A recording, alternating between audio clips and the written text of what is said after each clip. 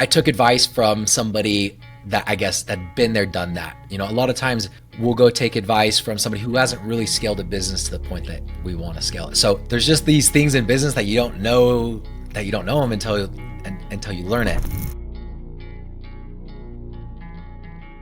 What's going on, my people? Welcome back to the It's Not Dead show, because the American dream is not dead. And we have living proof of this right here, Bennett Maxwell. Welcome to the show, man. Thanks, Jonathan. Excited to be here. Yeah, for sure.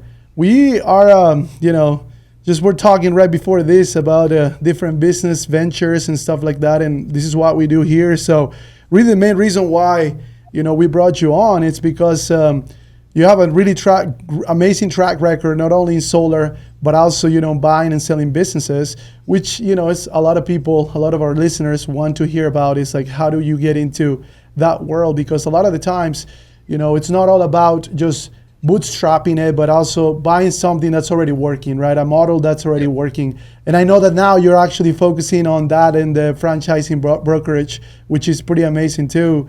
So yeah, man. But before we go into that, I would love to get into the dirty dough. So I know that you got in at the early stages, and then later on, got it into like being worth 13 million or even north of that. So that's amazing, man. Yeah. So quick story on Dirty Dough. I was in San Diego running my solar company, and some guy posted online, "Hey, I'm selling cookies out of my apartment. I'm selling out most nights. I need money to open up a store." So I invested, and that store opened in March of 2020. Towards the end of 2020, I was like, "Hey, Crumble just released their numbers. Their top store was in San Diego. It did $3.6 million. And this is cookies. This is silly. Like, wow. Franchise it. I'm going to be your first franchisee. Let's go." He's like, "Nope, this is too much work. I'm done." And I'm like, crap, I just lost all my investment.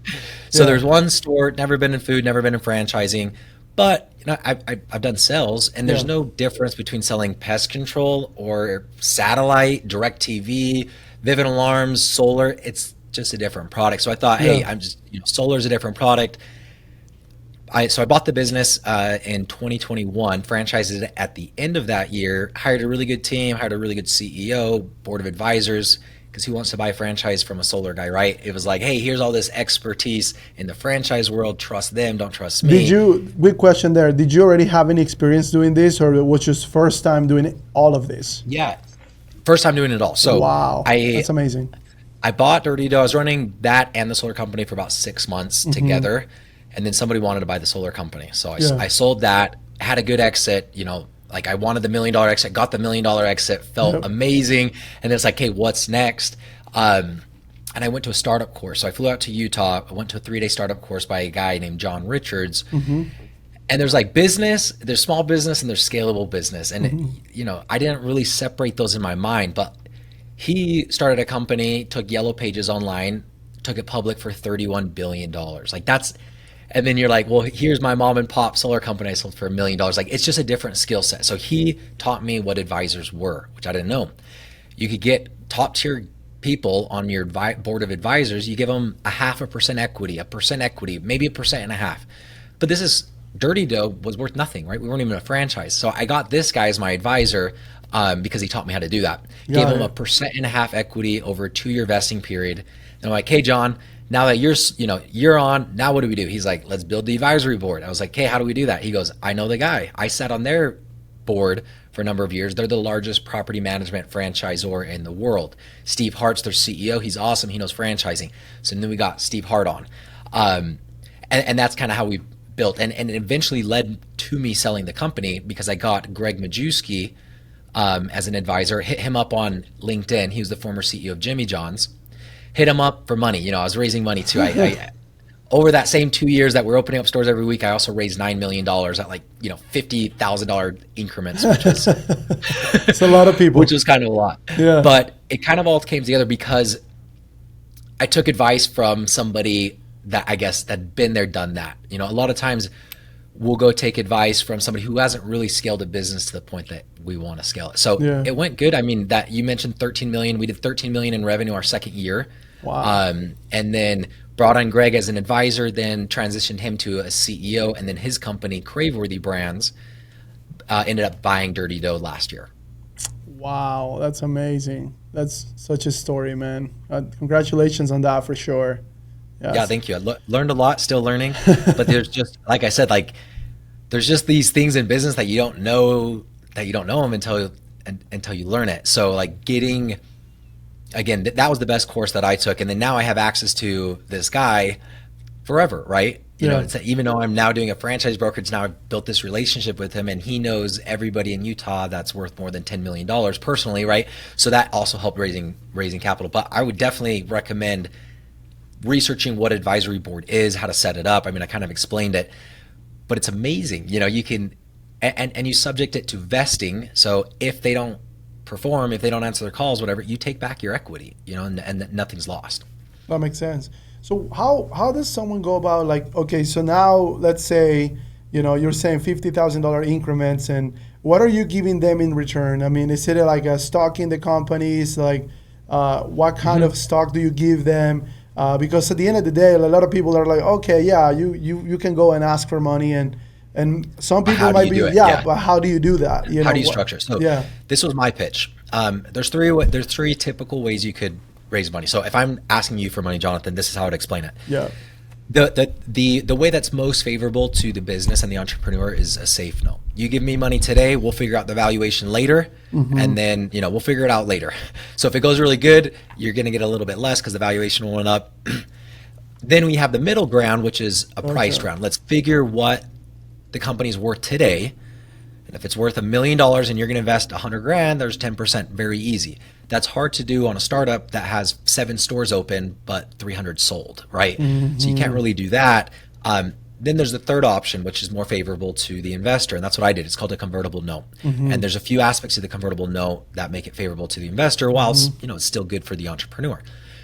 You give me $1 million today, I'm going to start giving you an interest. I did an 8% interest. Gotcha. It was a 2-year note. So now you're coming in as debt, right? Not as ownership. If the company goes south and you have to liquidate the company, you go bankrupt, who gets paid first? Debtors do. Yep. Right? Not equity holders. Equity holders are last. So that puts you before me, right? Correct. Before me and everybody else. So you're like, cool. I put in $1 million. I get an 8% return. Not that I'm paying you out, but you're accruing that. And if it goes south, at least I'm in first in line. Then, well, what if the company opens up, you know, a million, like we've sold 300. What if we open up 300 and that made our valuation go to $100 million? Yeah. Well, then we're going to put a cap on the note. And I put a $20 million cap. So if we're worth $100 million or anything above 20 million, your $1 million would convert as if the company was only worth 20 million. So it'd give you 5%, even if the company is worth more than that. So you place a cap on it, and then you also place a discount.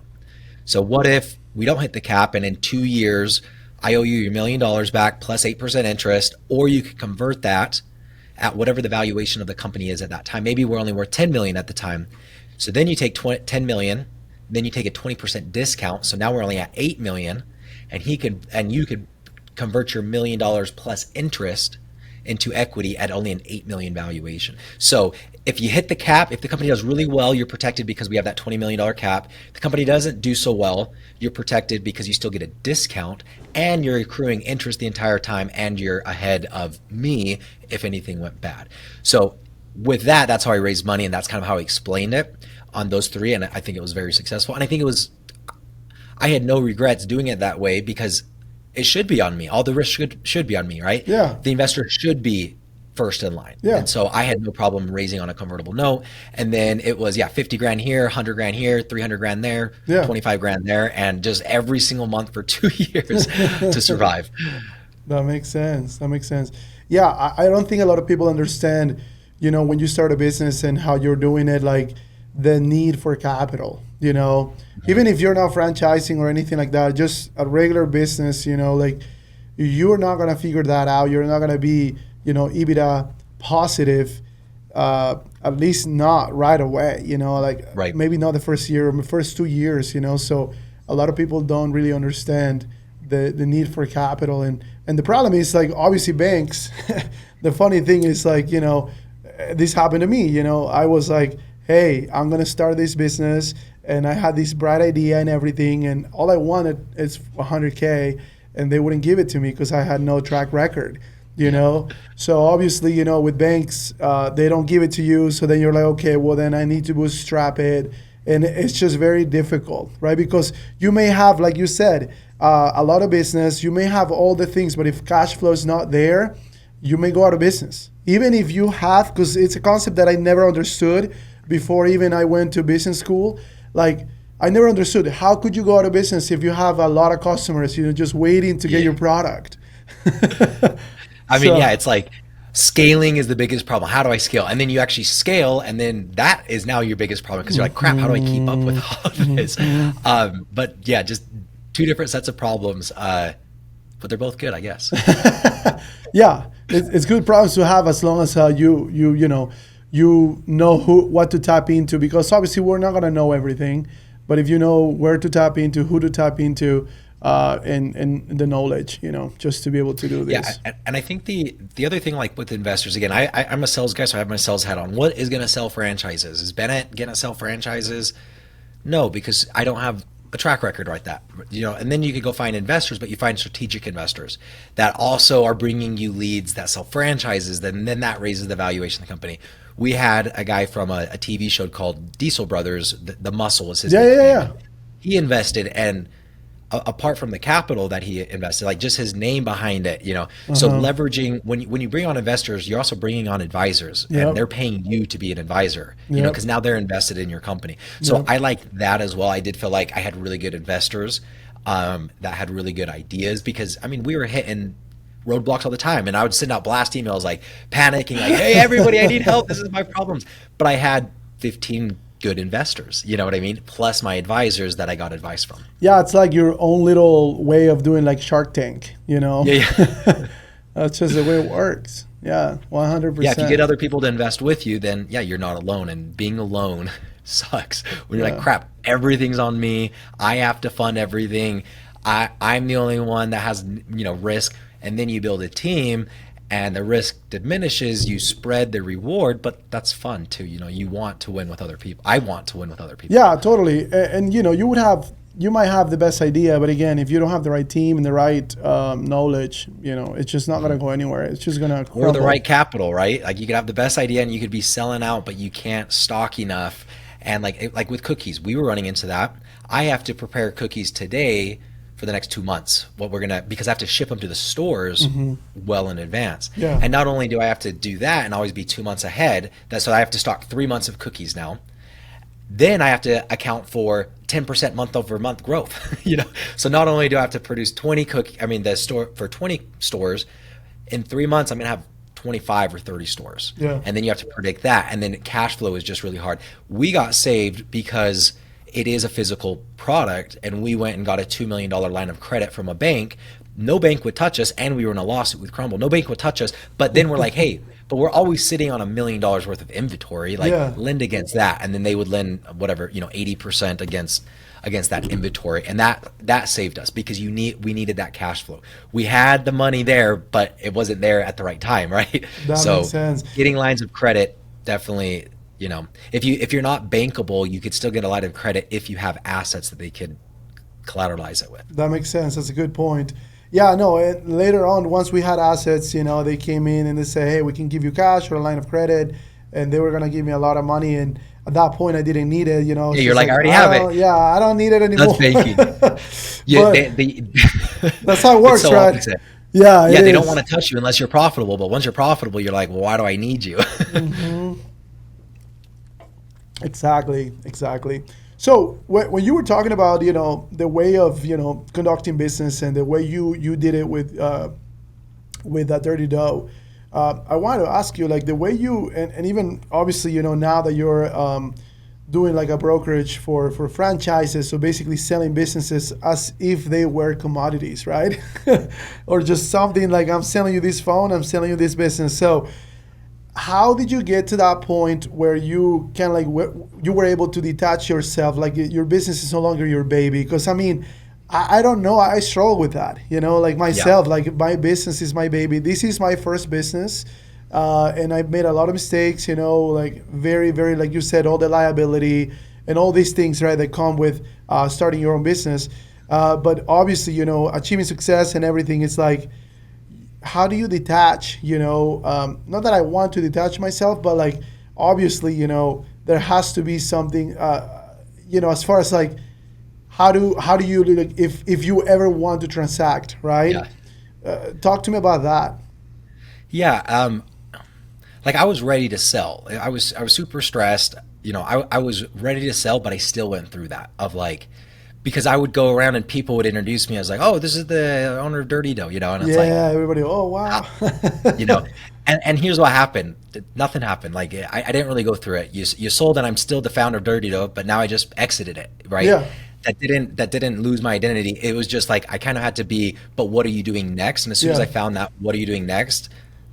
And that was, I sold it. And I'd say took me 1 to 2 months to kind of, I'm like, I'm going to take it easy and just see what comes to me. And then one of my franchisees for Dirty Dough said, hey, I'm ready to scale. I've been in business for 15 years. I have 100 locations and I've never closed one. And I'm like, dude, why aren't you selling 1 million of these? Like this is the best ever. And the average franchise or the average store on their franchise documents is making over 300K. I'm like, yeah. it's panning, reoccurring revenue. I was like, dude, yeah, this is it. So that kind of fell into my lap and I started selling that. And then I'm like, yeah, I like the brokerage. I did this with solar. I want to do it with franchising because the difference is I would say it's kind of I would say it's not commodity. Like I would knock on somebody's door selling pest control or solar or Vivint, knowing that they could call in and get the same deal, Yeah. or sometimes cheaper, right? Yep. If you want to buy glow tanning, you could buy it from me or you can't buy it. That's That's it. And right. I like that. Now you're holding the cards of like, hey, this, because I had so much success with Dirty Dough, there's not that many people that can say, hey, you sold 400 franchises ever, let alone in 2 years. Yeah. Now it's like, hey, I've sold 450 Dirty Doughs in 2 years. I've sold 50 glows in just a few months. Yep. I could kind of work. And then my pitch to a brand, if you franchise your solar business is, Jonathan, let's partner, right? Like I will do the sales, I'll record videos. So you're actually kind of selling, but video format. Gotcha. Um, but you don't pay me until they close. I'll front the ad spend, because I'm Yeah. putting all the risk on me. Like you don't pay a dollar. Once you collect a 40,000 franchise fee, pay me X. Otherwise, don't pay me. And I have a great track record, so I could kind of go sell. I could go pick the top brands, right? That makes Which sense. which is great. I don't have to like go pick a brand that's new and emerging or whatever. Like I did that for a few years and it was fun. It's just a different pitch. Now I'm after security, and I'm pitching longevity and security. Yeah, for sure, for sure.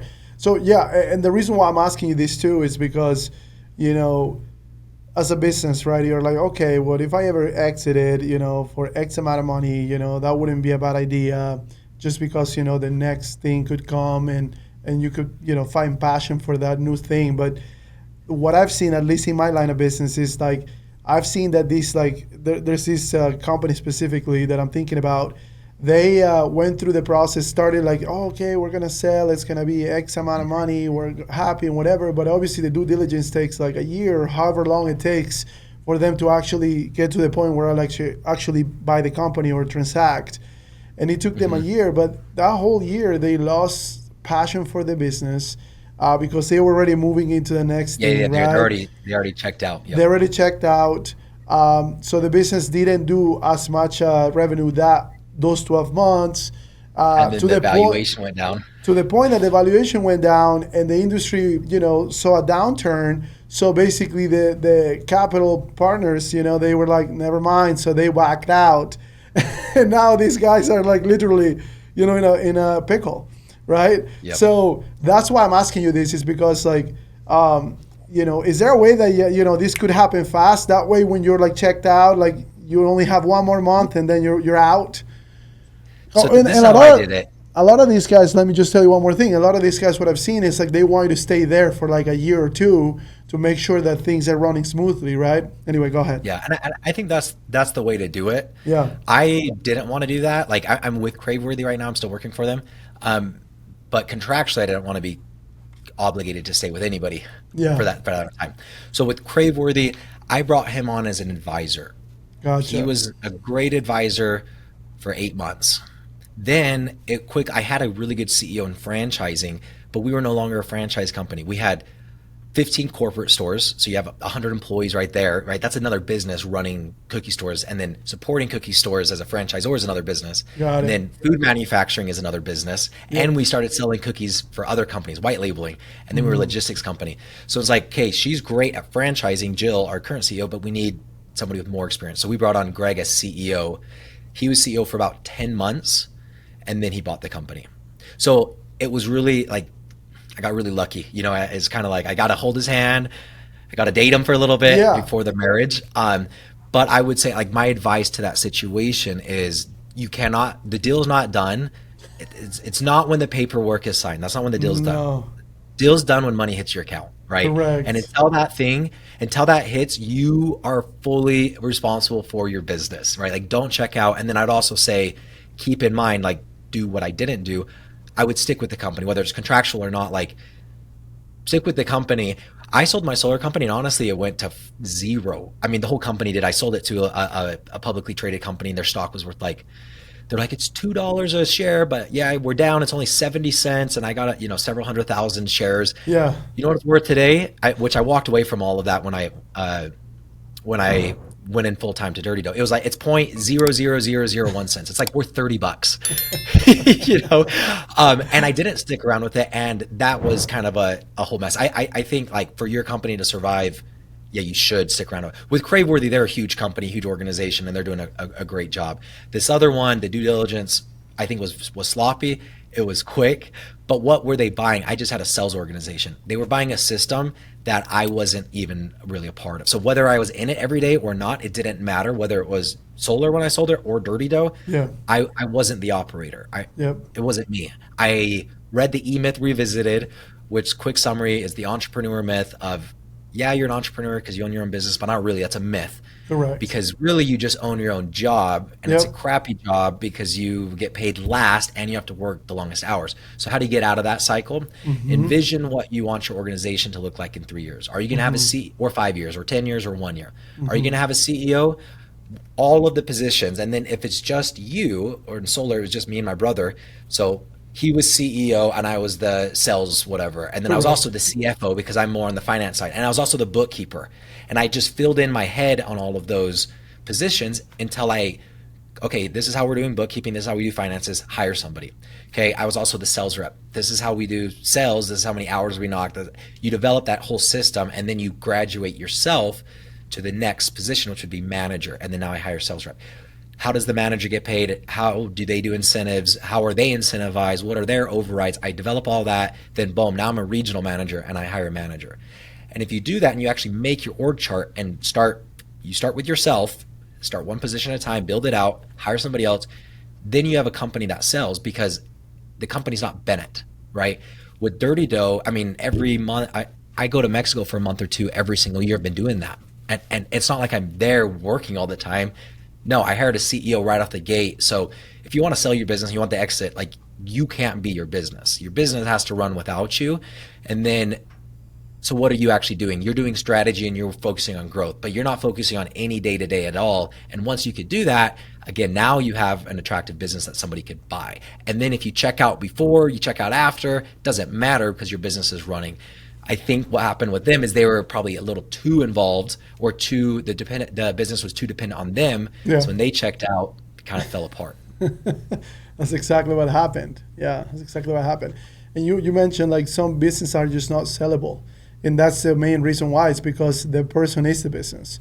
So how do you sell that? Yeah. I had an Uber driver, I think it was 2-3 weeks ago. Anyway, so he's like, yeah, I own my own business. I would deliver these, like, custom or tailored suits, full blown, they were, like, extremely expensive to NBA players. And he was, like, driving me on an Uber, you know what I mean? So he's like, through the 90s and early 2000s, I did that, and he was very proud. And obviously you could tell he was telling the truth. But at the end of the day, it's like, I said, and did you sell it? And he's like, no, I couldn't sell it. Like, how do you sell that? And in my head, I was thinking the same thing. It's like, yeah, you could have if you would have duplicated yourself, but he didn't. See, so I never, my plan getting into solar, because it was a brokerage. I'm not doing installs, right? Yeah. My plan was get in, sell solar, make money until I find the next thing. I actually never thought I would sell it because I didn't think people bought sales organizations. Like, because typically what is a sales organization? Just a bunch of 1099 contractors that can leave you anytime. That's what it is. Yeah. But what we had developed, me and my brother developed in solar, was a full system of like, if you bought solar, you're going to get 5 different gifts from the time you bought solar till the time of install, with the message every time it's sent out and every time it's received, to make sure it was received well. And all of that's done out of the Philippines. They think it's the sales rep, but it's really done for $5 an hour. So now you have a retention tool that's very cheap, a few $100s per person. Yep. And then you get more referrals and all that. But because we built a system around that, that's what we sold, not our 1099 contractors. Yeah, of course. That makes total sense. Yeah. It's pretty interesting how this world works, as far as like the buying and selling of businesses and stuff like that. Yeah. So, and then go ahead. I was going to say, solar, when I sold, I got cash and stock. And then I mentioned I walked away from the stock. Yeah. John Richards, that advisor, he told me he wouldn't be an advisor for me unless I left solar. And I'm like, well, John, I already sold it. I have 1 meeting a week and they pay me $75K salary. Plus I have a few $100,000 in stock. And he's like, I'm not going to be your advisor. Leave that. Like the cost to do 2 things and switch, like I'm not doing it. Anyways, just kind of, that's how that sell was. Dirty Dough was what's referred to as a stock swap. So rather than cash, you put a valuation on Dirty Dough, and then you put a valuation on Craveworthy, and then you say, okay, this is worth X% of that. Now I own in Craveworthy. So that's also like when you're selling, there's different ways you can sell. It's not just cash. It could be cash, or you could finance it and they're paying you monthly for so many years or things like that. But you can also get creative in the sales process as well. And again, I would go, there's not even that many. I would say go to YouTube, but no, like there's not really YouTube videos on this.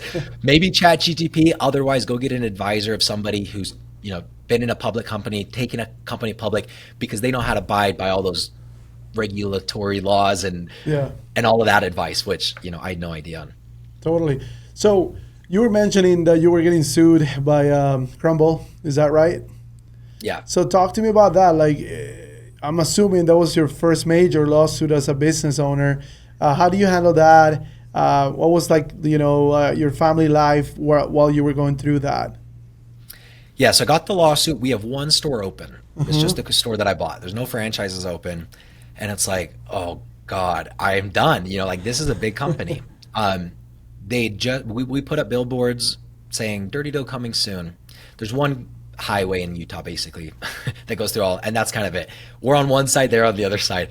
We put Dirty Dough coming soon. The next month, Crumble's like #1 cookie company, #1 restaurant in America, and selling 1 million cookies a day, but like flooded the freeway with billboards. And then they sued us.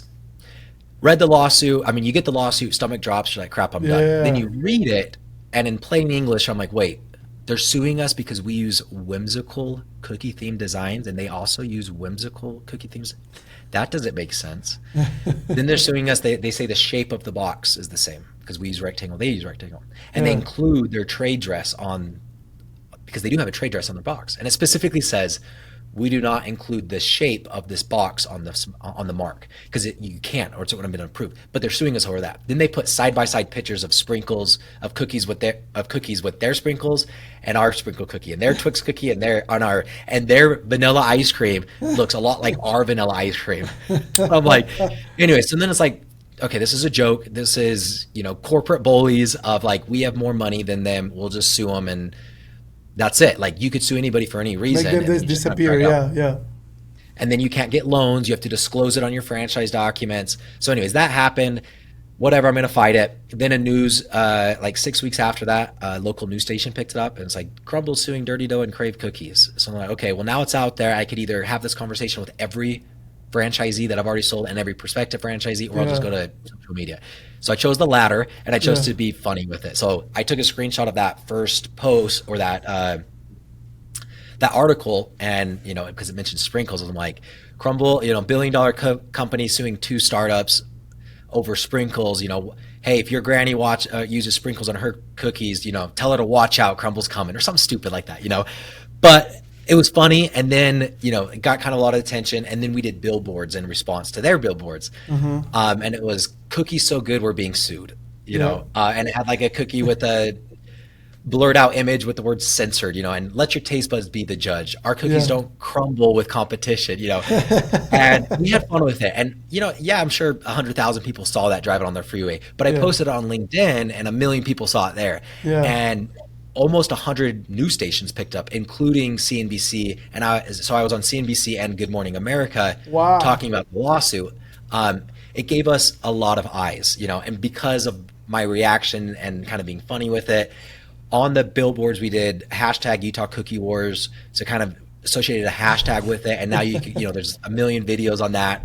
But we had fun with it. We even hired professional actors to make videos making fun of the lawsuit, of like what must have been going through their head, when they decided to sue. And then they like show up to like a lemonade stand or like a kids selling cookies on the street, and they serve them papers. They're like, cookies is our thing. But like those got 1 million views too, and just it was just fun, and it went on for about 1.5 years till we settled. But that's how we sold 450 franchises. I mean, if you would have given me $10 million, I couldn't have done better marketing, Yeah. So like every time I paid that attorney fee, I think it was only around 300 grand. I mean, I say only because what's the revenue off of selling 400 franchises? Yeah. Over $10 million. So it's like, it's worth it. Yeah. Including the billboards, legal fees, and videos were around that 300,000. We probably, made around 10 million. Wow. That's crazy. Talking about turning a negative into a positive, right? Yeah. That's For sure. the Yeah. It was ultimate the story. Yeah. Yeah. That's amazing. Yeah, I know. So like obviously, you failed in life, or in business, I guess. Some things that didn't work out. Maybe in the business that you're in right now. I remember a story when I learned failure since I was like a little kid. Like really, like the first thing that I remember doing with my brother is just like painting rocks. And it's like we would paint them like a color, and we would go door to door trying to sell rocks.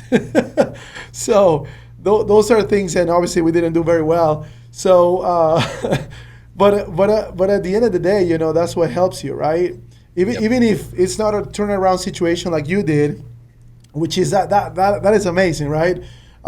You learn from those mistakes or those failures, right? I mean, you definitely learn from every lawsuit. I remember when I got my first lawsuit here at Inti, I was like, what am I gonna do? I was freaking out. Didn't really know many good lawyers, because there's good lawyers and bad ones. So, yeah, that's hard to navigate too. And then you're like, how do you know if it's a good lawyer? And then they're giving you business advice. Like they're telling me not to do the billboards and not to do whatever. And I'm like, but you guys don't know business. Like, you just tell me if it's illegal or not, And they're like, it's not illegal. I'm like, hey, I'm going with it though. But they're like, we wouldn't recommend, because I'm like, so that's very hard to navigate. And that's the thing, like, sometimes, like, even now, like, I love my lawyers, but some of them, I gotta tell them, hey, you gotta be a little bit more of a bulldog right now, so because of X, Y, and Z. And even then, they don't want to. They say no, and we're like, no, can we do it? That's the question. I'm paying you, just use my strategy, because they are great at law. But again, like, are they running their own law firm? Do they know how to run a P&L? Do they know marketing? Because they're giving me marketing advice, and I'm like, I'm not going to take marketing advice from you. Sorry, like, I'm going to take all your legal advice, but. Yeah, exactly. That was weird too, to kind of like come in as a younger business owner, and you have all the, you start having attorneys, and you're like, can I really tell them what to do? Yeah. You know what I mean? Yeah, exactly. Yeah, that's kind of a personal growth thing, and I had to grow into that and be confident, because before I wasn't. Yeah, and same thing with me. Like at the beginning, you're more like, okay, I gotta listen to everything they're saying. There's a reason why I'm paying them a lot of money, but at the end of the day, all you're paying them a lot of money for is literally their signature. And for them to, understand like the law side of things, like making sure that there's not any pitfalls. Contracting, right? And the contract side of things, definitely have lawyers, but as far as like, like you said, the marketing, the strategy, or even like suing somebody, like, sometimes like even what Crumble did, right? I mean, maybe at that point they just got greedy, but like sometimes they took terrible advice from their attorney. Yeah, totally. 100%. But like, for example, like, what do you think about like people defaming your name on social media? Like, would you like found those people and like sue them over that, or what's your take on that? Oh, like, no, I would never.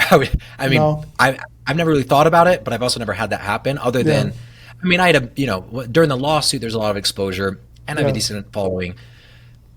I guess the worst it got was, oh, you're a baby, you're crying or whatever, or, oh, no, you actually did. And I responded to every comment. But at the end of the day, like, they're entitled to their opinion. I don't, like, I shouldn't say I don't care, right? I care very little, but it's still there, right? It's still there, sure. and it's gotten less. But I think it's like, for me, that feels like a distraction. I could go make more money and I could go pay a PR guy to get me in Forbes that's going to drown out a comment, because I mean, you could, I mean, again, this is business advice. I've been paying a PR guy. When I went through the lawsuit, I didn't have a PR guy. I was doing it myself. Then I got a PR guy for $5,000 a month. He gets you a national news article like every single freaking month. And he gets you all these local news, to be in Forbes and Business Insider and all of those, like, you just find somebody with a good relationship and a decent story, and that'll drown out. So anyways, I would say, push harder and drown it out and spend $5,000 a month on a good PR person rather than more than that on an attorney trying to sue someone. Yeah, and it's funny because you know how the saying goes, all attention is good attention, right? So as far as that goes, like, I think there's a clip by Warren Buffett, and he's talking about that, about lawsuits, and he goes and says, hey, look, when you are like getting into that world, more than likely whoever you're suing is a very toxic business owner or business person that they're really good at that. They're really good at like the tricks and the this and the that and getting into lawsuits. They enjoy it. But he was saying, like, I didn't enjoy that, so as much as I could just stay away from that, I did. So totally, I mean, that's just the way to do it. Like you said, like, it's your energy. Where are you going to spend your energy? Just in lawsuits? Yeah, and I think it's not, like, talking about on the energy, right? It's not how many hours I'm going to spend on the lawsuit, but I spend an hour on a lawsuit. Maybe it's only an hour a week. But if it's like a heated call or you're like, oh crap, they just found this, right? Like, that energy you don't just be happy again right after that and, like, get excited. Like, that carries on hours after. And then if you're unable to regulate thoughts and then after work you're still thinking about it, like, it'll torment you unless you learn how to control it. Yeah, for sure. And that's why that first lawsuit, it's like, oh my gosh, what am I going to do now, X, Y, and Z. But then once you get the second or third, then you're like, okay, you can manage it. But again, you're not looking for it, right? And that's the thing. Like, now if you're looking for it, plus the ones that you're normally going to get because you're a business owner, then at that point you're just drowning on unnecessary, like, energy that you're just wasting. So that makes total sense. So okay, and then as far as, like, we talked about, like, basically starting a business, and then obviously the transacting of business, and obviously lawsuits and stuff like that. What would you recommend for a founder? Like, what are the biggest pitfalls or the biggest things that you would recommend to do early on as you start your business? Outside of capital, I've heard that partnerships are the reason why businesses fail. And a lot of it's because we go into business 50-50. And then there's no way, or there's 3 partners, or there's 4 partners, 25, 25, 20. And then you just have a standstill and there's no way to push, to make decisions. So early companies need one decision maker. Even if you have 50.01% and your partner has 49.9%, you need a way to resolve concerns. So I think that's a big pitfall. People have no idea. The other thing to do is look up what vesting is. You should subject anybody with equity to vesting. So you bring on a great marketer and they work for Pepsi and whatever, and you're like, hey, cool, I'm going to give you 3% or whatever. But you can't just give them 3% because what if they only work for 6 months? So you do a 4-year vesting with a 1-year cliff. If they leave within a year, they get nothing. After that, they secure 25% of whatever you're giving them. And then month by month, they secure a little bit more. Yep. I would definitely do that. I would definitely do advisors as well. Find advisors because you don't know what you don't know, right? Yep. How do you find advisors? Instagram, Facebook, whatever. Just go message 100 entrepreneurs, business owners, and you'll get 10 to 20% of them respond to you. Like, I had the owner of Everbowl. They have over 100 locations. It's an acai chain. I messaged him on Instagram. Hey, I'm starting a cookie concept. Like, I'm about to buy one or whatever. Like, I was early stages and I was nothing. But we lived next to each other in San Diego, and he met with me, for like Yeah. an hour or so and gave me a ton of advice. And then I got his number. And after that, he continued to help out, not in an advisory role, but just as a buddy and as a friend. And Yeah. so many people are willing to do that. You have to go find them, and then they have to go ask. And then if you have a format of, hey, do you want to help me? It's like, well, how do you want help? So you go to them and you need to say, hey, I'm looking for a senior advisor that I'm willing to give 1 to 2% equity. And the expectation is just be available for me. Then I'm going to go find 2 other advisors. The expectation is roughly 1 hour a week. Yeah. That's it. Subject them all to two-year vesting with 6 months, every 6 months, a quarter of it vest. You go to somebody with that plan and say, hey, I want you to be advisor. This is what my offer is, and this is what my expectations are. That's a lot easier to say yes than, hey, can I pick your brain? Because you actually have a structure there and it looks a little bit more professional. But I would for sure do advisors, because they're going to tell you all the things that I'm not telling you, because I don't even know what the pitfalls are, Yeah. because I didn't run into them, but maybe they did. Yeah, and each industry, it's its own niche. They have their own little things or tricks of the trade, and obviously you wouldn't know. It's all about your particular industry and how to find those people and actually asking them for advice. One of the best advice I got when I started my company was basically that. It's like he said, hey, whatever you do, man, you will have to own that 51%. He said, Yeah. just because you got to make the decisions, you got to be able to make the decisions. You can have too many decision makers, and at that point there's not really a true head for the company or a true path, right? Yeah. So, and I've seen many companies make that mistake, and it's just there's because just- that you have friends or family members, or you, like you were talking about, you don't want to be on your own, right? And you're like, oh, let's go 50-50, dude, I love you, but it just Yep. doesn't work. Yeah. So Yeah, the 50-50, I mean, those are just like the little things.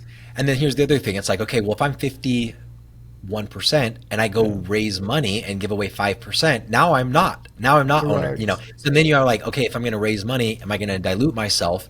And I have to reserve enough equity for that as well. Yes, you have to be careful. How did I find out about what I just said? Yep. My advisor, right? Yeah. Before the advisor, I didn't know what those words meant. Yeah. And anyways, I mean, with entrepreneurship, most entrepreneurs are technicians. Like myself, I'm a good solar salesperson, so I think I could start a solar company. That's what most people do. I'm a good baker. I'm going to start a bakery. But the skill set's different, and you need to recognize that. And that's why, franchising is a good option, because, okay, I'm good at plumbing, but do I know how to keep a P&L? And do I know how to do cash flow? And am I doing accrual, or am I doing cash basis? Those are all the things that either find somebody to help you with, or, you can find a model or a license or a franchise that have kind of thought through those. Like for me, I'm good at the sales piece. I don't like the operations. So I bought 2 of the glow tanning franchises because their operations, they're like, he's flying out next week to do the site selection for me. And he's like, I will negotiate the lease for you. And I'm like, sweet, so I don't have to freaking do anything, and he'll be my general contractor. I'm like, sweet, that's what I want. I want something that is very hands-on for the operations piece, and then the marketing, getting them into the store and the sales. Like, I'll crush it because I'm in Utah and this is like kind of my community. So I found a brand that offset my weakness. So that's really cool with, franchising or anything that you're buying, maybe an existing business. There's just so many different aspects of the business that maybe you've never thought about. You're like, wait, HR? What do I do with HR? How do I hire employees, and how do I make sure that I'm doing it correctly? And then when I fire them, I have to pay them within 24 hours. How would I have ever known that? You know what I mean? Yeah. But each state is different. So that's where support comes. And I'm kind of overstressing it, because I'm like, you don't know what you don't know. So in your first business, just make sure you're going into it with either buying a business that's already working, buying a franchise that has a really good track record, or going into a new business with people on your team that have been there, done that. Yes, 100%. And that's the way to do it. That's the way to do it. And that's how you can leverage yourself from, knowing other people, your network, and all of that. Well, man, what's your handle on Instagram so people can follow you? My website is my first and last name, BennettMaxwell.com. I think the Instagram is BennettMaxwell35. But if you go to the website, it's got all the social media. Perfect. I run a podcast as well called Deeper Than Dough. It focuses on the emotional side of the entrepreneur's journey. Been doing that for about 2 years, and then you'll find information on all the franchises that we offer as well. Beautiful, man. Yeah, guys, go ahead and give him a follow. And then, besides that, man, thank you for coming into the pod. It's been amazing, to just chat with you and make sure that everything's good. Appreciate it. Hey, I appreciate it. Thanks for the time, Jonathan. No problem.